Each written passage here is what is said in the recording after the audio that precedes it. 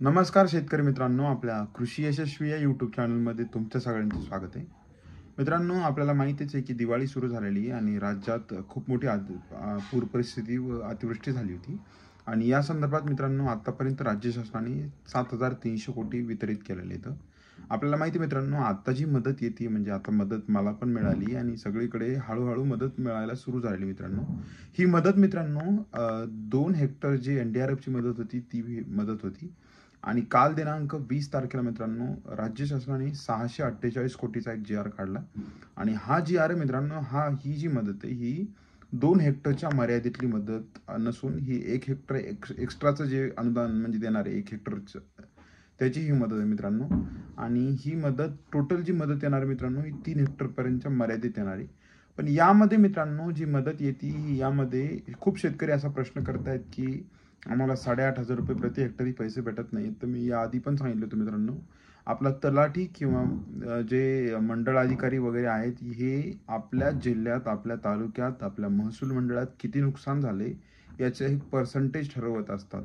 जर आपल्या जे समजा महसूल मंडळात 100% नुकसान असेल, तर आपल्याला 8,500 रुपये प्रति हेक्टरी मदत मिळेल. आणि जर 50% नुकसान असेल, तर त्याच्या अर्धी मदत मिळेल. सो हे सगळं मित्रांनो पर्सेंटेज किती नुकसान झालेले त्यावर डिपेंड असतं.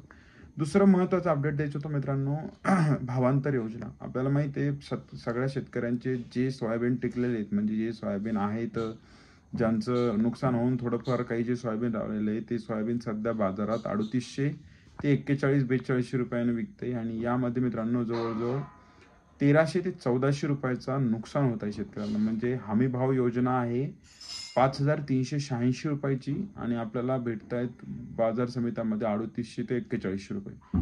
सो सरकार आता कधी म्हणजे हमी भाव केंद्रे चालू करणार आहे याचा आणखी ऑथेंटिक अपडेट आपल्याकडे नाही आहे मित्रांनो. सरकारनं काही सांगितलेलं नाही आहे. पण मध्य प्रदेशसारखं सरकारनं भावांतर योजना आधीच लागू केलेली 2025 खरीपसाठी. आणि यासाठी त्यांना जी आर पण काढलेला आहे. प्रति क्विंटल मागं जे 1300-1400 रुपयाचं जे नुकसान होते शेतकऱ्यांचं ते पैसे मध्य प्रदेश सरकार शेतकऱ्यांच्या बँक खात्यावर सरळ देणार आहे. सो मित्रांनो महाराष्ट्रात पण कुठे ना कुठेतरी या गोष्टीचा विचार व्हायला पाहिजे. हे 2 अपडेट होते मित्रांनो. यानंतर मित्रांनो तिसरी गोष्ट अशी महत्त्वाची की रब्बीसाठी जे 10,000 रुपये प्रति हेक्टरचं जे अनुदान आहे मित्रांनो, हे खूप शेतकरी विचारत होते की हे अनुदान कधी येणार आहे.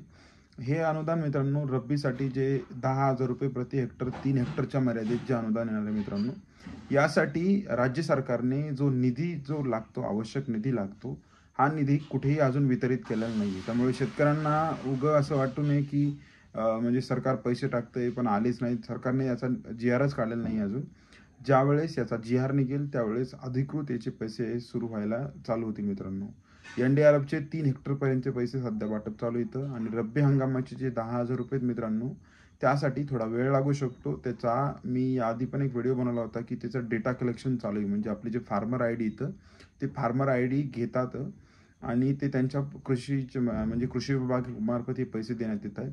फार्मर आय डीवर हे पैसे पोर्टलवर आपलं फार्मर आय डी त्यावर म्हणजे हे अपडेट करतात माहिती सगळी. आणि त्यानंतर DBT म्हणजे डायरेक्ट बेनिफिट ट्रान्सफर थ्रू हे पैसे आपल्याला मिळणार आहेत.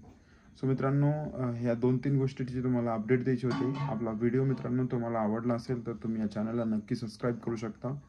या व्हिडिओला तुम्ही लाईक करू शकता आणि आपल्या मित्रमैत्रिणींसोबत शेअर करू शकता. धन्यवाद.